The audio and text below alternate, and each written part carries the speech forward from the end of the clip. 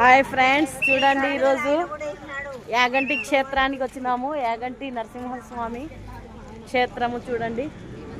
ఇది ఎంట్రన్స్. కొండలు. కార్తీక మాసము వీడియో టీచర్. నమస్తే టీచర్. నమస్తే టీచర్.